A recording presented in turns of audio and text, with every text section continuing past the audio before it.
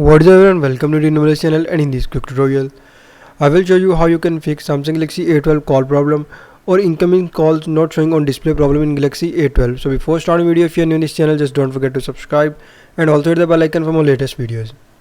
So to fix call problems in Samsung Galaxy A12, first of all you just need to go to settings and then follow every single step as I'm showing you in this video. Hope so this will fix your issue.